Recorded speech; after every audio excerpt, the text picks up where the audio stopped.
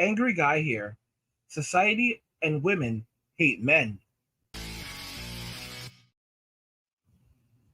Society and women hate men. This is something that we are seeing more and more of. You know, it's becoming more evident to guys that society does not like you. It doesn't want you. Women do not like you. They don't want you. They only need you. They only want you to supplement their income for them.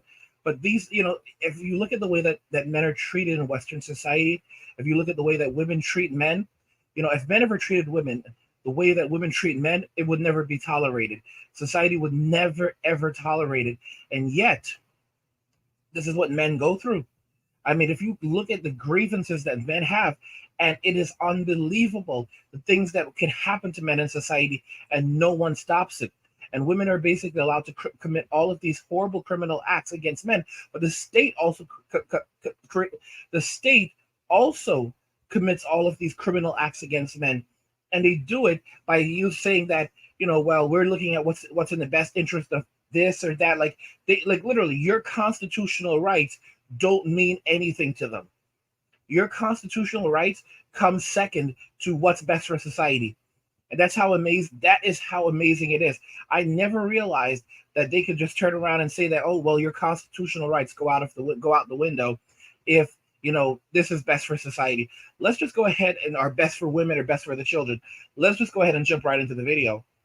Married fathers fighting for custody of their babies against private adoption agencies. Earlier this year, we brought you an exclusive interview with a father whose story is rarely told because the cases are not public. You may remember Ulysses Carwise, who is still fighting for his daughter more than 5 years later after she was signed over to an adoption agency as a newborn without his knowledge or consent. Carwise's story inspired other Tampa Bay area fathers to come forward, saying they too are in an uphill battle to establish parental rights. There's a real problem, and good fathers are losing rights and losing time. Tonight, a father kept in the dark about his daughter's birth. It's hard. Sometimes I come in here. Sometimes I can come in here and sometimes I can't. This is my daughter's room. Brandon Martellez's only child, a daughter he has never met. I had books for her, a few toys, tons of clothes. I'm getting ready to give them away because I know they're not going to fit her anymore. She turns 2 in January. Martellez is pictured here with his child's mother. The date, 2 days before her birth. Hands on her, talking to my daughter through her stomach. I was there. I was with her. I was robbed of that opportunity. Pictures turned to panic, Martellez says. The day before their child was born, he asked if she was going to the hospital the next day. I think so. He asked if she was going to come outside, when she's going. Nothing. Then I was told that my daughter had passed away. In a court filing, Martellez says the mother of his child told him the child had died due to sudden infant death syndrome, SIDS. I couldn't accept it. I needed to see, I'm going to hospitals and they're calling security on me because I'm in here looking for my daughter and I can't find her. Then, nearly 3 weeks after their daughter was born, 2 texts. I have her. I got the baby. That news, the start of a new nightmare for Martellez. I found out from a CPS lady that there was still a baby that was born, a newborn that was alive. And I reached out to someone that worked for the adoption agency that she told me about. And I felt like, okay, well, I'm the father. I'm her dad. I can take a test. I can prove I'm her dad. My daughter's alive. We tried calling the mother, but did not hear back. Martellez fighting for custody while the child is with prospective adoptive parents through the agency Heart of Adoptions. According to court documents, the day after his baby was born, before he says he even knew it, the mother consented to adoption and named Martellez as a man who may have interest in the minor child.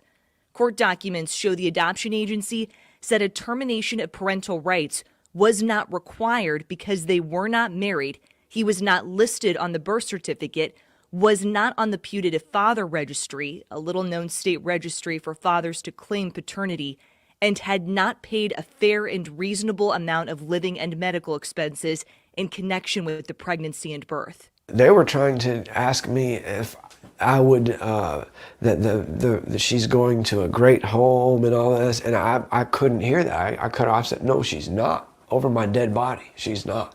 Martellus filed a petition to determine paternity and filled out the registry the same month his daughter was born.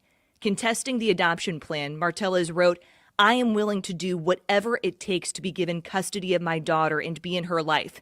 I am willing to pay whatever form or support or cost it takes." Martellus denied he was aware of the mother's adoption plan in May 2021, denied he provided no financial support during her pregnancy, and said he didn't maintain contact with the child because the mother and the adoption people prevented it. We contacted the attorney for the adoption agency, who told us Mr. Martellus was afforded every right he was entitled to under the law, and that the court simply reached a decision that he disagrees with.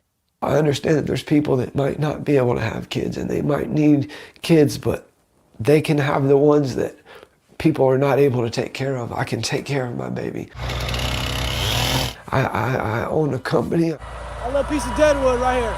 They should not be adopting a child like my clients. David Hurwitz, Martellus' attorney, says it is a fight with a law that favors adoption agencies. It's very difficult to navigate it, and it's hard to fight against it, right? It needs reform. In October, a judge decided because Martellus did not provide any financial or medical support since the child's birth, his consent is not required to move forward with an adoption.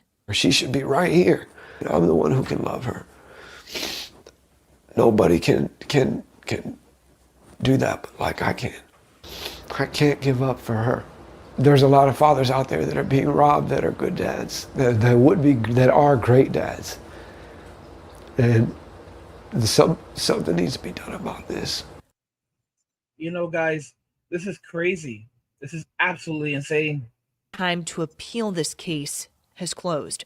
Martellus maintains he will continue fighting for his daughter. With photojournalists Matt McGlashan and Randy Wright, I'm I-Team investigator Kylie McGivern taking action for you. Guys, so basically they've said that the case is closed. The child is gone. He has no rights to the child because he did not provide any financial support to the child after the child was born, despite the fact that the mother, you know, had signed over the child. Like, this is crazy. She did not want him to have the child. She didn't want him to have access to the child. This is how they spite you. This is what women will do. You have to understand, this is the results. And of course, women watch my videos and they don't want me to talk. They want to shut me up. They want to silence the manosphere. They want to silence us because this is what's happened. They come and rescue us, men. Because right now, what the state is doing is it's extracting wealth and resources from men. The state is extracting wealth and resources from men. So it's taking that money from us and using it to supplement the living of women. But more men are waking up and saying, nope, you're not going to catch me. I'm not going to get married. I'm not going to have children. I'm smarter than this. And that's why they're attacking. That's why they're shaming. But this is what's happening to men in Western society. Okay? Listen to me. If it was the other way around and it was child support, they would come after him for every dollar. They would take out a loan against him for the amount that he would owe for 18 years, and that would be the end of that.